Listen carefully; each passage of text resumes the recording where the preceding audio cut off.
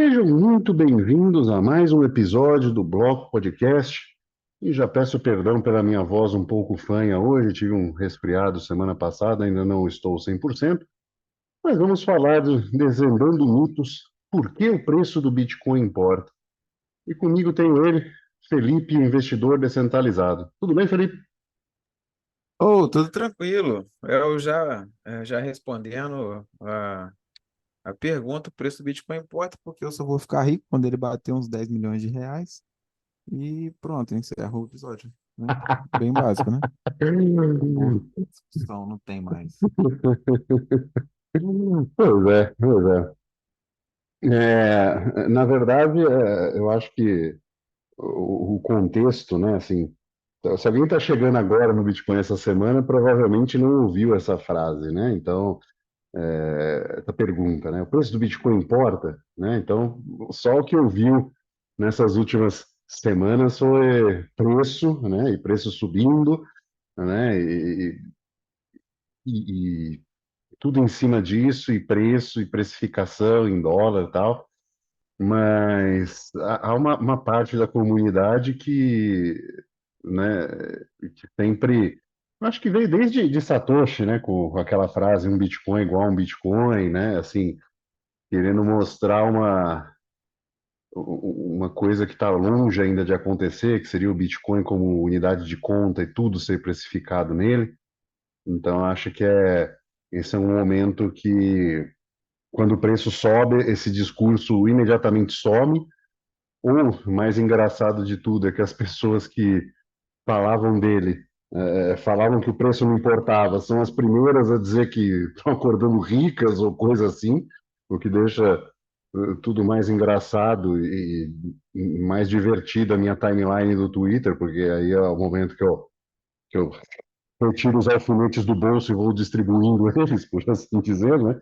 Eu lembro de quando as pessoas falavam que não importava o preço, mas é isso eu acho que vem dessa ideia, né? E essa ideia maximalista, e que a gente até já disse em outros episódios, né, cara? E se por alguns indivíduos, se assim pudessem, e- e fariam uma imposição do Bitcoin como uma ditadura monetária, né? Então, aí nesse momento o preço não importa, né? Essa avaliação momentânea não importa, e adota essa visão, eu diria até simplista, para algo tão multifacetado e tão complexo e tão cheio de detalhes intrínsecos e teorias dos jogos, né, que a gente tem alinhadas com o Bitcoin, e uma delas justamente tem a ver com o preço, né? E como você vê esse fenômeno também, cara? Fala um pouquinho para.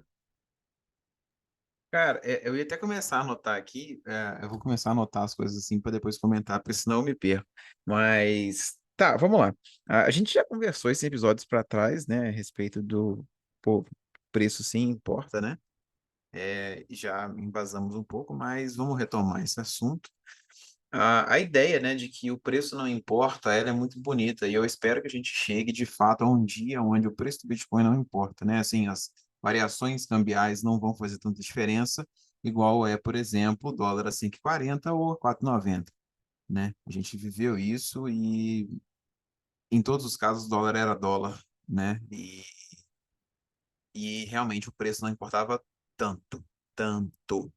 Mas com o Bitcoin eu acho que a gente ainda não está nesse ponto. Eu espero que chegue. O preço ele de fato importa, ele faz diferença em muita coisa ainda. E essa ideia de você sair falando por aí que o preço do Bitcoin não importa é aquela sinalização de virtude por parte do maximalista, sabe?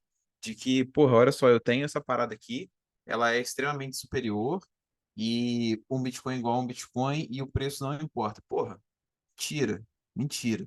Porque o mesmo cara que fala às vezes, o preço não importa, depois ele chega e fala. que ele tá comprando Bitcoin, have fun staying poor, sabe? Então, tipo assim, ele já está sinalizando que ele vai ficar rico e você não vai. Então, assim, tem uma ideia de precificação por trás, de poder, manutenção do poder de compra, por exemplo, né? Então, assim, eu Pode, também pode, acredito. pode nem ser necessariamente. Você levantou um ponto muito bom. Pode não ser necessariamente precificação, mas sim riqueza, né? Há essa, Sim, há essa sim, vontade latente do cara ter tomado uma decisão que vai deixar ele rico. E aí essa numerologia, né, não é percebida e passa batido no sentido de, sim, mas riqueza é quantificada em números, né? E ela é quantificada em relação a, a uma série de números que tem uma base na realidade. Por mais que a gente tenha o dólar, essa régua elástica, né, que você não tem uma quantidade de dólar que você sabe exatamente, ou isso é impresso ao longo do tempo, isso a gente sabe. Então você tem essa distorção numérica da coisa, mas Laszlo, lá em 2010, trocou aqueles 10 mil bitcoins por duas pizzas, e naquele momento era isso. Então, assim, ele ter 10 mil bitcoins naquela época não significava nada, significava duas pizzas, né? Tanto que ele aceitou trocar. Então, é óbvio que o preço disso importa. Se ele tivesse 10 mil bitcoins hoje, ele jamais faria isso, certo? com certeza. Essa exemplificação que você deu é um caso claro de o quanto que o preço importa e faz diferença na decisão que você toma com aquela moeda. Porque um cara com 10 mil bitcoins, há um tempo atrás, ele comprou pizzas. Hoje, um cara com 10 mil bitcoins, ele compra todos os Pizza Hut. Então, assim, é, não é, então, para ficar claro, o quanto que o preço, né, daquele ativo faz diferença em N fatores, incluso a tomada de decisão que você tem com aquilo. Às vezes 10 mil bitcoins hoje na mão de alguém significaria o quê? Poxa, aposentadoria, você não precisar trabalhar, a sua família não precisar trabalhar, ter menos problemas em relação à parte financeira. Então, assim, é, existe, né? É muito bonito você falar, oi, olha aqui o Bitcoin e tal, o preço não importa. Mas, no fundo, a gente sabe que importa. E assim, essa parte não é nenhuma crítica em relação ao pessoal que fala isso, porque eu também avalio a compra do Bitcoin para uma manutenção ou crescimento do meu poder de compra no futuro, porque eu não confio em nada que é fiduciário. Então eu imagino que eu não só vou manter poder de compra, como eu vou ter mais no futuro comprando Bitcoin. Mas assim, é o que eu tô falando. Porra, o preço ele vai de fato importar. Ele fará diferença no futuro se o Bitcoin, por exemplo, bater a 12 mil, igual alguns falam, e se ele for para 1 milhão. Então, assim, isso faz diferença, sim, isso impacta, né, a forma como você vê as coisas e como que ele vai atingir sua vida.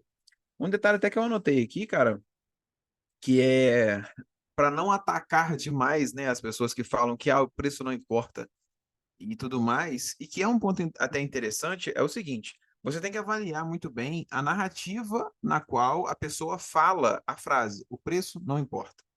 Por quê? Ah, se você falar, o preço não importa, para toda e qualquer situação, eu acho que não é válido.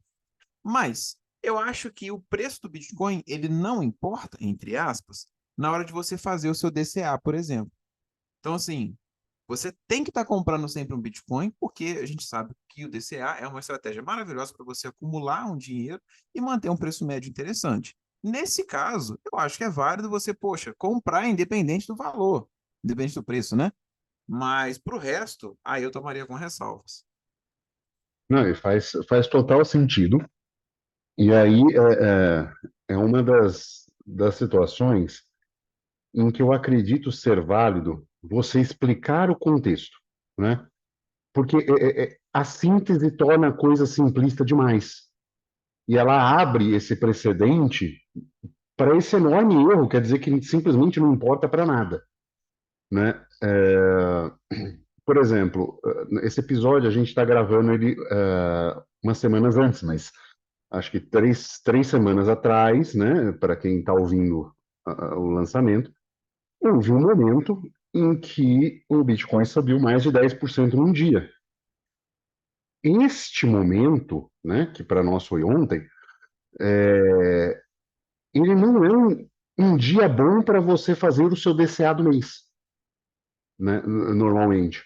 É um momento que você espera. Inclusive, é aquele momento que você, se você faz aquele, o lump sum, é um momento ruim, né, de você fazer a compra grande de Bitcoin. Então, é um momento em que o preço importa, né, mesmo quando você está fazendo DCA. Então, é, é claro que, se você explica, cara, o preço não importa, porque a longo prazo tem se mostrado uma valorização grande, inclusive das baixas históricas, e isso é muito importante, né?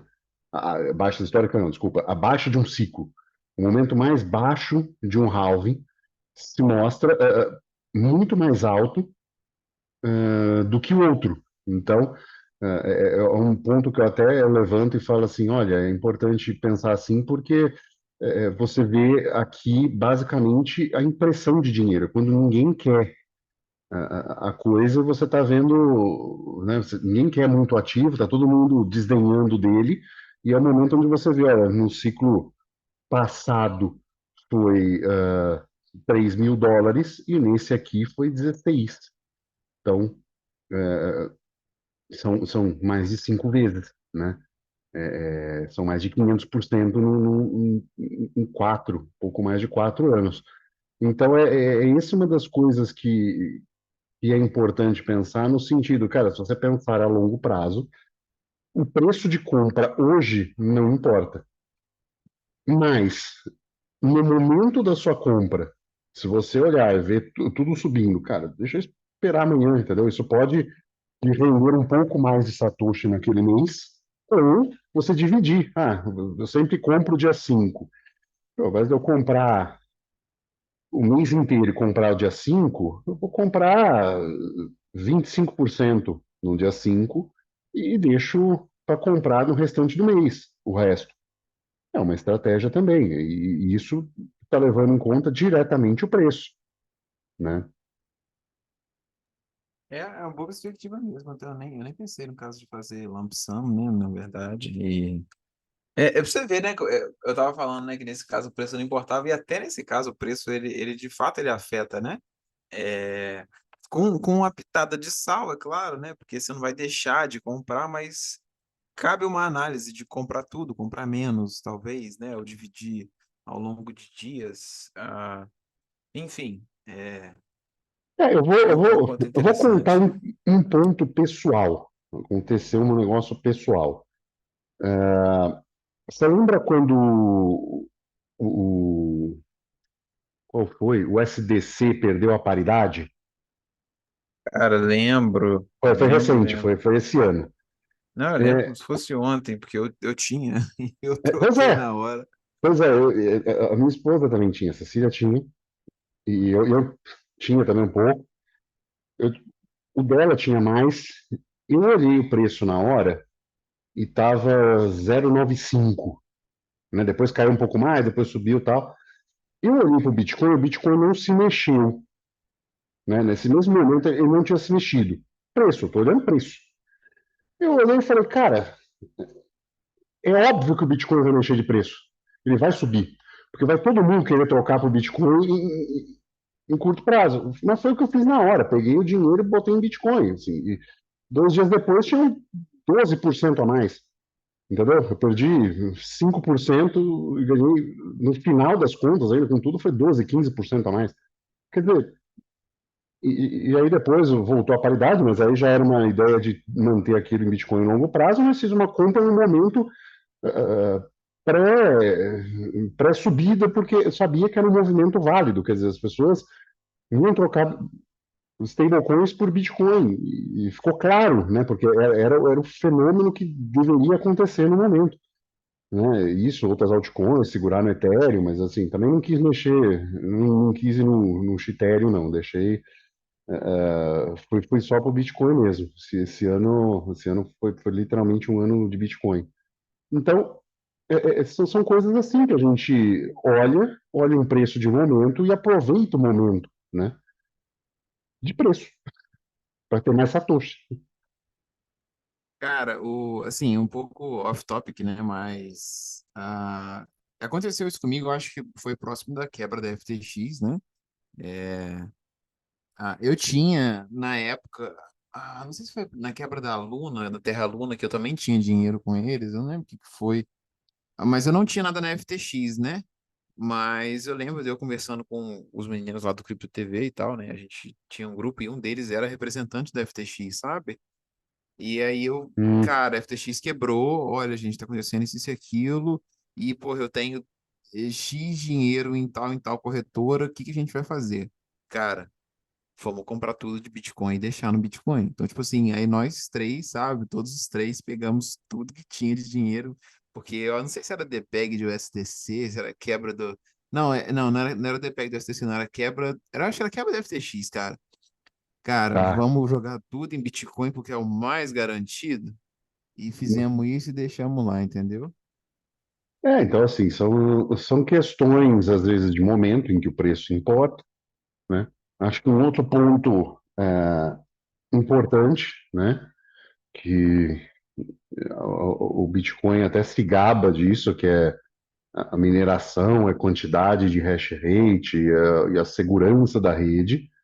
E essa segurança está diretamente ligada ao preço, né? Ninguém vai ficar gastando energia de equipamento super, ultra especializado que custa milhares de dólares a unidade para minerar algo ou gerar algo que não tem preço de mercado. Pagar energia elétrica, né? Buscar energia elétrica barata, ou seja, é uma operação, é um negócio grande que só é do tamanho que é por causa do preço. Né? Ninguém não teria esse hash rate todo, não teria essa especialização de maquinário, não teria essa especialização de empresas fazendo isso se o Bitcoin valesse US$ 100 agora, né? Até porque também você tem que pensar na recompensa do minerador, né? Que, querendo ou não, o minerador ele recebe como recompensa Bitcoin. Mas tá, e quanto que esse Bitcoin se traduz em dinheiro para ele, né? O que a gente já falou, que o minerador ele não é um cara que, não, eu só vou guardar Bitcoin e tal. Não, o cara troca isso por Fiat, para ele viver. Então, assim, Para ele pagar as contas, né? Para ele rodar o é negócio dele, né? normal. Então, assim, o cara que minera um Bitcoin, que seja, tem diferença no resultado dele se o Bitcoin tiver a 100K ou se o Bitcoin tiver a, sei lá, 30 mil. Faz as contas. São 70 mil em tese reais de diferença. Sim, Então, assim, tem muita diferença nisso, né? sim. Essa economia toda por trás de mineração, cara, eu tava vendo, né, assim, para quem não sabe, eu e o Felipe estamos fazendo uma versão 2.0 do curso, né? Então eu estou estudando assim coisas de mineração e vendo não só o uso alternativo, mas como o uso principal e tal. Então, eu estava vendo uma empresa nos Estados Unidos de mineração submersa, né? Então é submersa em óleo, né? Em fluido e e assim os custos, né, cara? É o custo do fluido, é o custo. O cara mostrou toda a instalação dele, como foi, dimensionamento de energia elétrica, né, a temperatura de trabalho. Aí, assim, tem o galpão principal, aí nesse galpão tem um mezanino, aí no mezanino fica a sala de controle do cara, no cantinho fica uma sala de reparo, porque os caras precisam fazer reparo em equipamento, né? E falando das dificuldades, que você não tem basicamente o cara tem que criar o mapa técnico dele do nada, né? Então, assim, tem que ser um cara bom de eletrônica para ir lá né, às vezes acha um mapa técnico. Então, falando dessas dificuldades todas de, né, não é igual uma placa-mãe que você acha o boarding view dela facinho na internet, então é uma coisa bem mais complicada, são pessoas que vão fazendo esse boarding view, não é que a empresa lança e te coloca na mão, entendeu? Adquirir equipamentos. Então, você tem uma questão muito especializada e que essa segurança toda, né, assim, né, a gente fala, pô, tem uma mineração grande, descentralizada, é uma coisa que impede o ataque de 51%, né? Então, o ataque de 51%, dito de maneira muito resumida, para quem ainda não viu sobre, é você dominar mais de 51% da rede para cima, e com isso você tem a chance de manipular e validar blocos e ir inserindo e fazer uma nova corrente, né, uma nova blockchain do Bitcoin, censurando as suas transações e não ter ninguém para não validar isso, né? Então os nodes acabam sendo obrigados a validar essa, ele não consegue rejeitar essa rede e você basicamente acaba com a incensurabilidade do Bitcoin, manipulando a rede. Então é esse o ataque de 51%. Então, esse custo, esse aumento de custo para alguém tentar fazer isso, né, e tornar isso inviável, tem a ver diretamente com a capacidade de hash rate de pessoas querendo minerar. E as pessoas só querem minerar neste nível porque, como eu falei dessa empresa lá, tudo isso, apesar de tudo, dá lucro. Então, precisa dar lucro, né? E esse lucro é em fiat, está diretamente ligado com o preço em fiat, né? Porque a pessoa paga a conta de luz, não é? O cara não fecha contato com energia elétrica para pagar 10 mil satoshis o quilowatt-hora, ele paga um valor em dólar, né? Então, isso é importante de ficar claro para mostrar a importância do preço, né, final para o consumidor. Daqui a pouco isso será cobrado, assim, a possibilidade de você pagar em Bitcoin, né? Certamente. Certamente vão ter pelo menos as privadas, né, cara? Eu acho que já tem empresa nisso, né, assim, querendo, né, do cara ceder energia excedente e querer o Bitcoin na troca e não necessariamente querer pagamento em dinheiro, quero comprar energia de você num valor maior que você está vendendo. O cara fala, não, eu quero em Bitcoin. Então, isso já está começando a acontecer, ainda em pequena escala, mas isso só está acontecendo nessa escala, em pequena escala, por causa do preço, né? Não é uma, não há milagres assim, né? Não é para comprar duas pizzas com 10 mil bitcoins, né? Eu, assim, eu até falei, não sei se a gente trouxe isso como notícia no final do episódio, ou se foi só uma postagem que eu fiz, né? Da Ferrari aceitando o Bitcoin, né? Como pagamento, né? Então, tipo assim, é um exemplo da empresa aceitando isso e tal, né? Então, é um. Eu acho que a gente vai começar a caminhar para isso. Não vou me delongar nesse assunto, porque não é o tópico, mas daqui a muito pouco as empresas elas vão começar a sofrer um pouco menos com esse compliance e vão começar a aceitar algumas movimentações por mês, que seja, né, para pagamentos por Bitcoin, porque vai facilitá-las a reduzir o faturamento verdadeiro, o faturamento que passa na conta, e com isso pagar muito menos imposto. E acreditar nisso, né? Porque assim, a gente vê muitas empresas, né, principalmente em bolsa, assim, que é a coisa mais pública, comprando Bitcoin como forma de caixa, de investimento, né?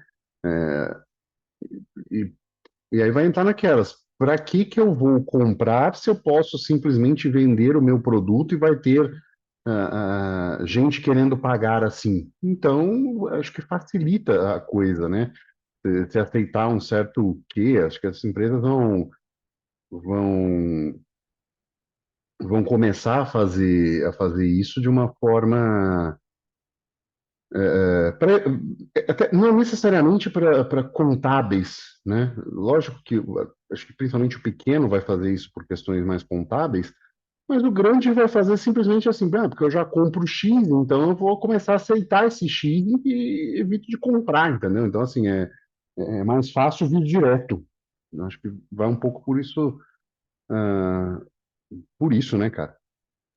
Pode ser, pode ser. Eu não sei se vai ser esse motivo mesmo, mas assim, acaba que a forma como ele é visto pelas pessoas da sociedade, ela vai variar diretamente relacionado ao preço, eu diria, né? E assim, a gente entra até no próximo assunto, né? Que seria o como que as pessoas veem o Bitcoin, ou se as pessoas o veem como uma reserva de valor, e o quanto que o preço dele vai influenciar no fato dele ser ou não considerado uma reserva de valor, e não apenas os fundamentos, né? Porque, assim, por fundamentos, eu acho que o Bitcoin é uma reserva de valor clara, visto que quando você entende, né, todo o restante do sistema financeiro mundial, você vê que houve em algum momento essa ruptura, né, de lastro, onde a população confiou demais em governos e está demorando, né? Na verdade, foi em 71 que isso acabou. Então, assim, tá demorando um pouco até que as pessoas entendam que elas não poderiam ter confiado isso tudo, né? E se tem alguém que apresenta a solução para isso é o Bitcoin. Então, assim, ele traz uma possibilidade de reserva de valor já no princípio dele, mas o preço vai falar alto também nesse quesito. Com certeza. Ah, tem uma coisa que é assim, né? É, o ouro é uma reserva de valor ao longo do tempo, mas nem por isso o market cap dele dispara na magnitude né, que o Bitcoin, por exemplo, em 12, né, foi em 2021, são 12 anos de Bitcoin que bateu um trilhão de dólares e o ouro tem 12, né? Então, por mais que o ouro também seja uma relativamente boa reserva de valor, né? Porque você tem liquidez no mercado, você tem aceitação, você tem problema só da verificação e transportes, né? A questão física, mas o Bitcoin resolvendo essa questão como ele resolve, se mostra muito mais claro uma reserva de valor, porém existe uma questão humana que é a confiabilidade, né? Uma coisa sou eu, o indivíduo, achando o Bitcoin uma boa reserva de valor e fazendo aportes. Outra coisa é o Felipe achando uma boa reserva de valor fazendo aportes. Outra coisa é você ver um fundo de investimento gigantesco, né? Como a BlackRock, por exemplo, querendo fazer reserva de valor, né? Eles não é o ponto deles fazerem reserva de valor. O que eles estão querendo fazer é um ETF para ganhar dinheiro em fiat, né? Então é um pouco diferente as questões envolvidas, mas essa transformação do Bitcoin em reserva de valor, ela parece ser muito mais óbvia, parece ter o potencial de ser muito grande, né? E isso ser mais rápido, né? Primeiro uma moeda vira reserva de valor, depois ela é utilizada como unidade de conta e moeda circulante, né? Foi assim na história, né, de larga escala, né? Não estou falando que não tenha Lightning, não tem como circular a Bitcoin, mas assim, de maneira livre, precificada, né, tipo, quanto tá essa maçã? 50 satoshis. É, Isso não é uma realidade no mundo ainda, né? Quanto vale 50 satoshis? Vale uma maçã, entendeu? Quando a pergunta deixa de fazer sentido, né, nessa forma, é um momento em que a coisa se transformou em realmente uma unidade de conta. Para isso, ela precisa ser reserva de valor. Então, nesse ponto, eu acredito que o Bitcoin tem feito um excelente trabalho e tem sido muito mais rápido do que outras moedas. Só que isso depende, claro, da confiança, né, de mercado e como as pessoas, né? O mercado, não entenda mercado uma entidade perversa sem pessoas. O mercado são as pessoas. Então, como as pessoas vão encarar isso? Então, da mesma forma que existe um grupo de pessoas hoje falando, olha, Bitcoin é uma reserva de valor confiável, está aqui, você tem outras pessoas que não acreditam nisso e são claras. Né? Você tem até essa guerrinha ideológica no Twitter de um ficar xingando, não, o cara falou que ia cair, olha só como subiu e tal, e ficar uns um no outro, mas é importante entender que o discurso dessa pessoa representa uma galera muito grande ainda, que não acredita no Bitcoin, que acha que o Bitcoin é um esquema, que acha que o Bitcoin é só usado para golpes, para crimes e tal. Então, assim, essas pessoas não vão colocar o dinheiro delas em Bitcoin. É simples assim. Não dá para não dá para a gente falar, não, tem a dificuldade da autocustódia, o cara não entende, mas é só fazer isso, é só fazer aquilo e tá tudo certo. Tá, para você é só isso, então você faz o seu, põe o seu e tenta convencer pessoas também a fazer isso. Mas é difícil, aí eu não tenho paciência. Então, meu amigo, é esse o seu trabalho, entendeu? Assim, quanto mais pessoas acreditarem no projeto do Bitcoin e terem uma confiança, maior vai ser a capacidade de ter reserva de valor disso, maior a chance disso ser uma adoção voluntária, e virar unidade de conta, enfim, moeda circulante. Não tem jeito, a gente não consegue converter todo mundo. A gente não vai converter todo mundo. E no dia que houver a hiperbitcoinização, cara, vai ter aquele velhinho lá que vai falar: esse tal de Bitcoin aí serve pra nada, não sei nem por que que a gente usa isso. Então, assim, é normal, sabe? A gente nunca vai conseguir chegar nesse consenso, assim. É claro que a gente vai ter uma adoção, né? Mas sempre vai ter alguém que é contra, mas faz parte, né? Tanto que é o nosso trabalho, assim, aqui, se você for olhar, a gente não está sendo remunerado em tese, né? Na verdade, a gente não está sendo remunerado por fazer aqui, mas a gente está fazendo em prol de uma comunidade, né? Ou de pessoas que estão vindo e entrando e começando a ouvir, a entender que é esse tal de Bitcoin e esses outros assuntos que a gente trata aqui e tudo mais, e como é que ele funciona. A gente está tentando fazer essa adoção. A gente talvez a gente está até fazendo o início, né, que a gente não consegue imaginar do que vai ser falado, né, lá no futuro, de como que essas pessoas, né, que como nós auxiliamos, né, na adoção do que viria a ser o novo padrão monetário mundial, né? Caralho, eu me senti até importante agora, sabe? Você falou bonito, pô. Meu, deu até um sentimento de missão, cara. Porra, eu senti uma missão nas costas, assim, mas, Mas eu penso por esse lado. cara, assim, se eu puder fazer um pouco mais fácil o caminho que eu trilhei para alguém, eu já acho que tá bom, sabe? Assim, como libertário, eu penso, eu tento mostrar o quanto confiar no Estado vai te levar inexoravelmente ao fracasso. Não existe alternativa, não existe moralização de Estado, sabe? É lógico que você quer que alguém esteja lá e roube menos. Sim, por um lado, sim. Mas, por outro lado, uma vez que o ladrão levou o seu dinheiro, você não quer saber com o que que ele gastou esse dinheiro, entendeu?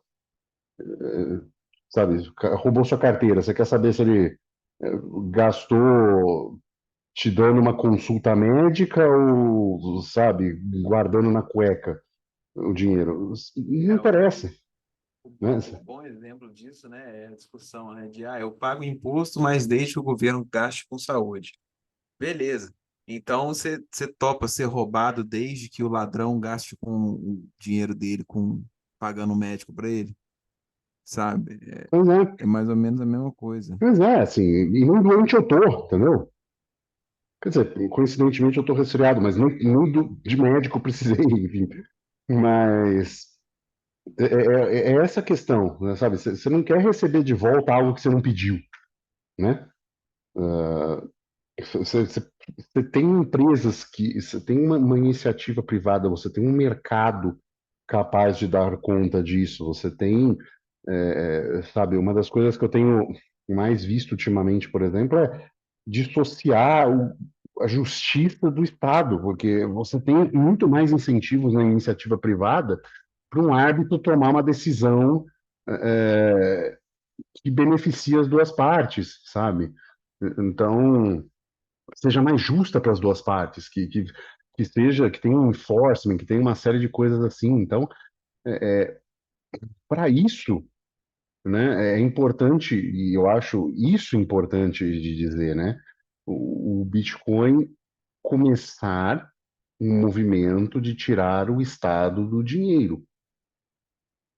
E não que ele esteja conseguindo plenamente, porque, por exemplo, um ETF de Bitcoin é você colocar estatização no Bitcoin, né? Você colocar regras, como a gente já falou no episódio sobre ETF de Bitcoin. Então, para quem quiser dar uma ouvida depois, é bem, a gente aprofunda um pouco mais nisso. Mas, como libertário, eu quero cada vez menos, entendeu? Cada vez menos esse poder regulatório, né? Esse bem comum, né? Eu não quero bem comum, né? Eu sou um indivíduo único, eu quero o que é melhor para mim dentro de uma sociedade e dentro de não ser agredido na minha propriedade, eu farei o mesmo, né? Então, é esse princípio de não agressão. Agora, a gente adentra em certos círculos que viram e falam assim, não, mas é um Bitcoin igual a um Bitcoin. O cara tá chegando agora, não faz o menor sentido do que seja, né? E esse contexto, ele tem a ver com uma questão de teoria monetária que muitas vezes a pessoa não tem. Ninguém está dizendo, né? Então é importante voltar nas bases, né? Um livro muito profundo sobre isso é o Padrão Bitcoin, que fala bastante de teoria monetária. Tem mais simples o livro do Ulrich, Bitcoin, a moeda na era digital. Tem uma parte mais simples de teoria monetária, mas eu acho válido que todo mundo gaste um tempo entendendo teoria monetária, o que é um dinheiro, o que faz alguma coisa ser um dinheiro, como um dinheiro é uma mercadoria que circula no mercado. A gente não percebe isso porque ele é altamente controlado por estados hoje, mas ele é uma mercadoria, né? E às vezes é uma mercadoria imposta por monopólio por causa do Estado.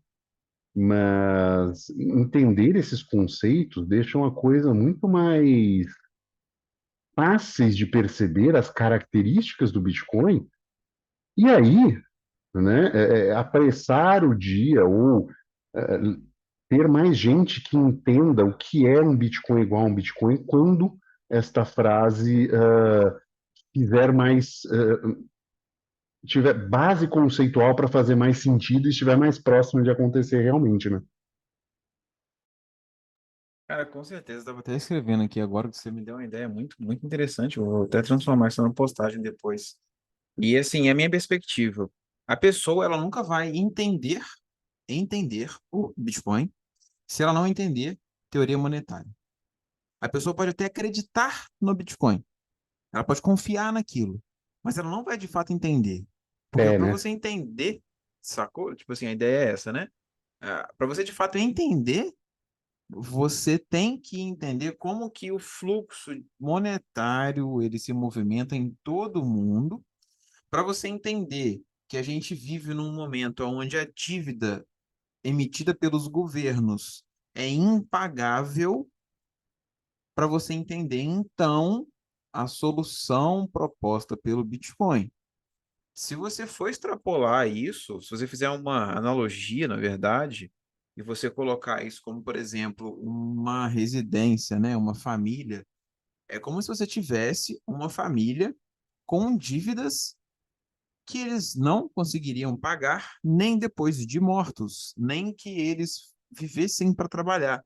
Essa que é a realidade dos governos com o tanto que eles gastam e o tanto de dívida que eles emitem. Então, assim, é uma analogia ainda fraca, porque é uma família, você não consegue conceber ela criando moeda. O governo pode criar moeda para se financiar cada vez mais, gerando cada vez mais dívida e aumentando o problema que a gente tem hoje. Então, assim, você pode até acreditar no Bitcoin, mas você tem que entender teoria monetária, não tem jeito. Falaremos disso no curso nosso que está por vir, né, Hugo? Ah, sim, com certeza. Então, o método PAC 2.0, a gente ainda não pensou no nome ah, ainda Vai ser uma final, coisa mas bem mais abrangente, né? O método PAC sim. é só a parte de privacidade, né? Mas eu vou trazer os dois. A gente vai trazer a parte mais abrangente, a parte de mineração, onde o Hugo é mais especialista, a parte de privacidade, onde é comigo, e É, vai e ser o tem, caso. tem uma coisa que é engraçada, né, fazendo uma crítica à direita bolsonarista, né, não bolsonarista no sentido dos caras serem bolsonaristas, mas verem em Bolsonaro uma solução para alguma coisa. Eu acho engraçado que eles falam assim, tá vendo? A Petrobras, não sei o quê. Aí você vira pro cara e fala assim, cara, o Brasil tá falido. Você tá entendendo que assim, o Brasil não tem condições de honrar as dívidas que tem? E a pessoa às vezes não entende isso de primeira. Porque o cara tá lá focado, não, é Petrobras, é uma empresa, e não sei o quê, porque tem a materialidade. Cara, você tem que encarar o Estado como uma empresa. E essa empresa está falida em todos os lugares do mundo. Né? A dívida, ela é impagável. Né? O Estado não consegue gerar arrecadação, ou seja, não consegue gerar expropriação É suficiente, bem colocado. né? Vamos, né? É Assim, não é, extorsão, né? é extorsão suficiente para que ele consiga pagar as dívidas em tempo hábil e que as pessoas não morram de fome, né? Porque você não consegue, chega um momento em que você não consegue pagar, tributar ou extorquir tanto a ponto das pessoas começarem a passar fome. Você vai ter revoltas sociais, né? A própria o agente de violência do Estado começa a se revoltar contra você, né? Assim, você político. Então, chega uma hora que você perde o próprio poder de coerção, né? Se você vai nesse sentido. Então, é isso que as pessoas precisam pensar. Já foi, né, cara? Assim, não tem mais. Os estados estão falidos. Se fossem empresas, já teriam fechado, atuando no livre mercado. Se não fosse, como não é, ainda continua atuando, emitindo novas dívidas. Né? Então, é como se uma empresa na bolsa estivesse emitindo ações, ações, ações. Cada vez que desse negativo, emite mais ação, e ainda tem o outro lado, que ela imprime o próprio dinheiro. Então, tá aqui o meu dinheiro, vamos usar mais então. Né? E isso vai sendo diluído por processo inflacionário, mas você vai empobrecendo o indivíduo pelos dois lados. Né? Você extorque ele diretamente de um lado e tira poder daquele dinheiro de outro lado. Então, você deixa a pessoa duplamente pobre, né? Cara, então, isso que você falou é fato. O meu raciocínio é o seguinte, você estava falando, né, da empresa que só emite dívida. Uma correlação que eu tenho, por exemplo, você imagina o que o Estado faz, né?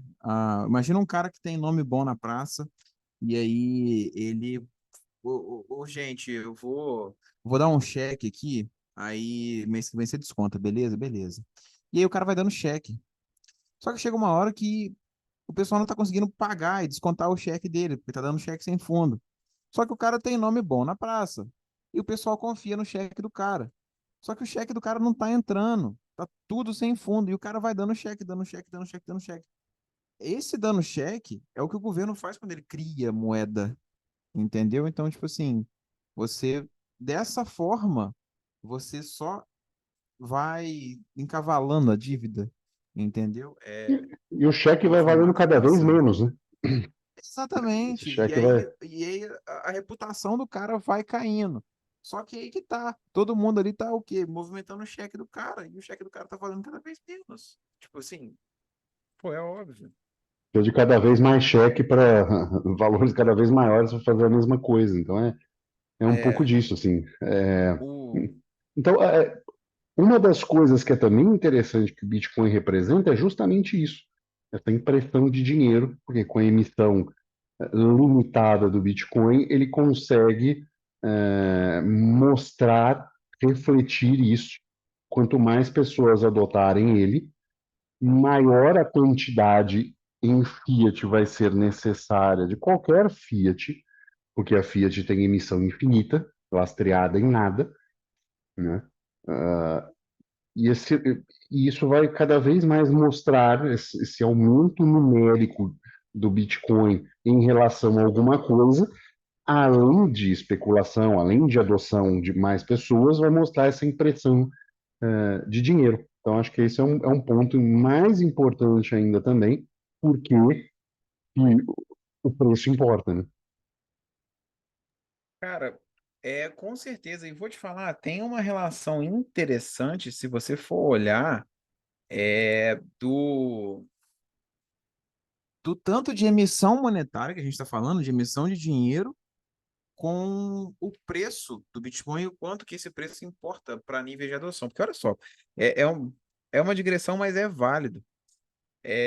Se a gente for olhar, e a gente tem cada vez mais emissão de dinheiro por parte dos países no geral, e as pessoas estão cada vez mais desacreditando naquele país e na capacidade dele de pagar dívidas e etc., o que a gente já falou. O que essas pessoas fazem? Elas começam a migrar para o Bitcoin.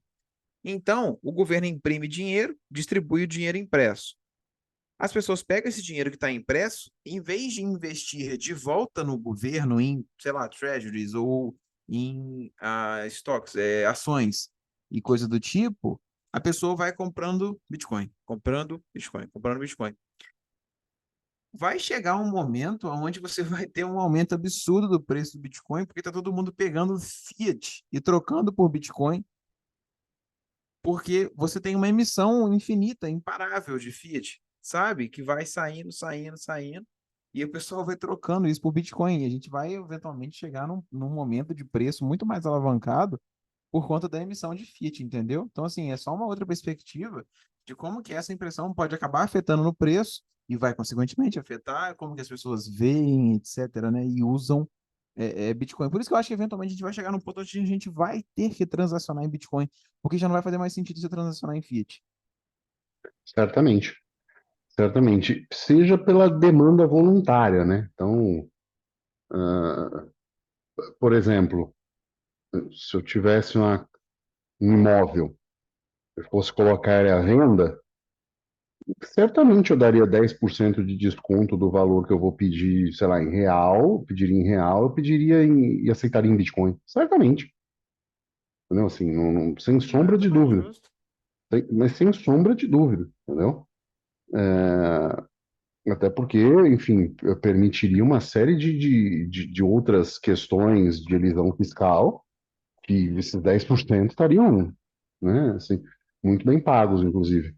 Então, Sim. é essas coisas que precisam ser, né, não quero entrar muito nisso, né, porque isso é um papo que eu até quero ter com o João, o cortador lá, para a gente conversar sobre eleições e coisas assim, né? Essas vendas de grandes coisas, né? De imóvel, de carro, enfim, isso vai começar a se tornar uma realidade.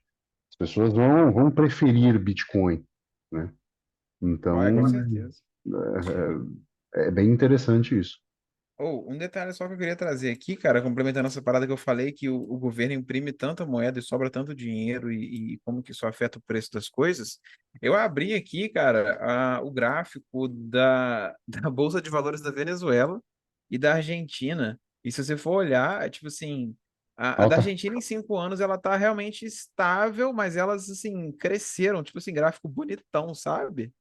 Em ambos os No países máximo. estão em all-time high, né, de Bitcoin. Então, É, tipo assim, se você for olhar o gráfico no máximo, tipo assim, ele tá, pô, top, cara, você olha assim e fala assim, cacete, desde 1990, pô, maravilha, queria estar lá.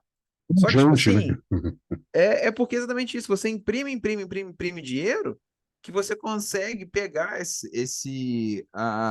um supérfluo, assim, digamos, né, de algumas pessoas que fazem investimento, e cada vez ir comprando mais, comprando mais, comprando mais. Você tem, tipo assim, uma falsa sensação de que aquela bolsa de valores, né, nesse caso, te dá um rendimento. Ela pode até te dar 10% no fim do ano, mas a gente já discutiu isso. Obviamente, o IPCA do governo vai falar que ele deu só 5, né? Porque o governo é o governo, ele não quer falar que o IPCA dele está alto, até porque ele não quer corrigir o salário mínimo para o próximo ano, É, além, né, disso. Só que, na verdade, você vai olhar, às vezes, a emissão monetária e, porra, se o IPCA fosse uma coisa mais focada, né, em diferentes níveis de renda, você vê que a inflação passou de 30%. sim. Então, assim, só um pequeno detalhe. É, acho que com esse episódio a gente deixa claro que preço importa no momento da compra, preço importa para mostrar o quão perto do colapso do sistema Fiat a gente está. O preço ele só não importa quando você tem uma estratégia de acumulação de longo prazo. Então, assim, o dia da compra importa, mas em termos anuais, se você vai fazer aquela compra naquele mês, passa naquele mês, escolha um dia melhor, um momento melhor naquele mês, tente achar isso, e mas a longo prazo você vai receber esse benefício de, no mínimo, ver essa impressão de dinheiro refletindo em um número maior. E como o custo de vida não acompanha isso, porque você tem ganho tecnológico nas coisas e as coisas se tornam mais eficientes, você vai ter uma apreciação do seu poder de compra comparado mesmo à moeda fiat que você usa. Lógico que a ideia a longo prazo é que você não precise mais usá-la.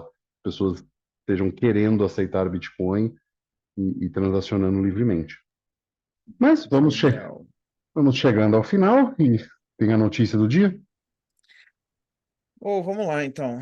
Ah, Portugal dá tombo em ranking mundial de adoção de criptomoedas. Portugal não deu tombo em ninguém, não, tá? Porque dar tombo deve fazer sentido para vocês aí em Portugal, né? Mas É dar tombo queda aqui no no sentido. Brasil é. É passar na Dar frente, tombo né? aqui no Brasil parece que você passou a perna no ranking mundial de criptomoedas, né? É. Mas, cara, vamos lá. É uma discussão interessante. Assim, alguns fatores que eu gosto de falar nisso, né? Esses rankings de adoção, são quase todos feitos pela Chainalysis, que É. analisa as movimentações de criptomoedas de todos vocês que usam criptomoedas de blockchain aberta, porque eles estão olhando tudo que você faz e eles só fecham um contrato com o governo que também vê o que que você faz. Enfim. Mas vamos lá, Portugal caiu 20 posições no ranking mundial de adoção, passando da 39ª para a 59ª posição. Você sabe alguma coisa disso? Assim, você viu, sentiu alguma coisa mais local sobre isso, cara? Cara, assim, o que eu vi em relação a isso, na verdade, foi a mudança. O mais importante nesse paradigma foi a mudança da legislação, né? Portugal não tinha qualquer prazo para ganho de capital, então, assim, você podia comprar Bitcoin ontem, ele valorizar 10%, você vender e não pagar imposto, né? Isso era um puta atrativo, né? Ele enxergava o Bitcoin como uma outra moeda qualquer, o que era super certo, até porque El Salvador adotou, inclusive, como moeda corrente, e, e não há ganho de capital em moedas aqui em Portugal. Então, você fazer trade em cima de moedas não gera ganho de capital. Isso mudou, passou a ser você tem que ter um hold mínimo de 1 ano. Então, essa mudança certamente desatraiu, digamos assim, muitas pessoas, principalmente europeus. E, cara, você comprar o Bitcoin num país da União Europeia, qualquer que tivesse uma lei mais restritiva, você vinha para cá, facílimo de morar, né? Alugava uma casa e no dia seguinte podia liquidar o seu Bitcoin, né? Com um ganho de capital em cima disso, já que você tinha residência fiscal aqui e pagava imposto aqui. Então, isso deixou a coisa menos interessante e provavelmente, creio eu acho que esse é o mais importante, que houve essa queda, no sentido de adoção. E é legal ver que o Brasil é top 10, né, de adoção no mundo. É, cara, é complicado, né? Mas isso, sim, traz uma discussão, porque se a lei, né, definitiva fez com que caísse a adoção em Portugal, é de se esperar que uma lei definitiva no Brasil faça com que a adoção caia, visto que muito provavelmente a lei ela será restritiva, né, aqui também. Então, assim, Sim, sim.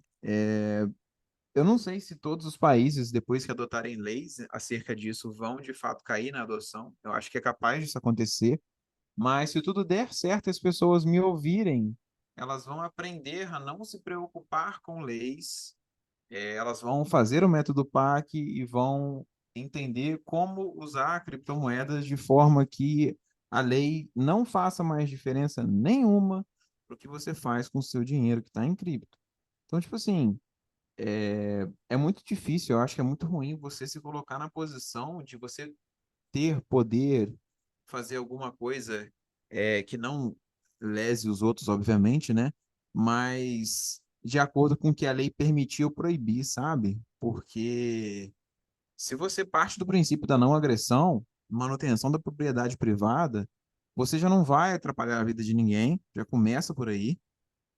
E aí você ser limitado por uma lei que às vezes fala o quanto que você pode transacionar, ou com quem você pode transacionar, ou que se você transacionar dessa ou tal forma você tem que pagar um imposto, né? Ou a extorsão do Estado, é muito complexo. Eu não sei se isso vai afetar ou não a nossa adoção, mas quem sabe, né? Eu diria que certamente. Existe um ponto, né? Só para a gente finalizar, existe um ponto muito, muito crítico, que é o seguinte: a adoção aumenta quando a coisa descamba de vez. E o Brasil ainda não está descambado de vez. Então, se você vem com uma lei regulatória em relação a isso, certamente proibitiva, você tem uma diminuição. Agora, a inflação tem que bater 10% ao mês, que aí a galera se coça, entendeu? Mas enquanto isso não acontece, as pessoas vão simplesmente ficando mais pobres ao longo do tempo, aos pouquinhos, e é bem a do sapo mesmo, entendeu? Eu acho que é um processo. Por exemplo, aprovou uma lei restritiva, cai a adoção. O povo entende que tem como transacionar sem, independente da lei, sobe a adoção depois, sabe? É, É uma é, possibilidade, é claro, ou entra nisso que você falou, né? A água tá morninha, então eu vou ficando.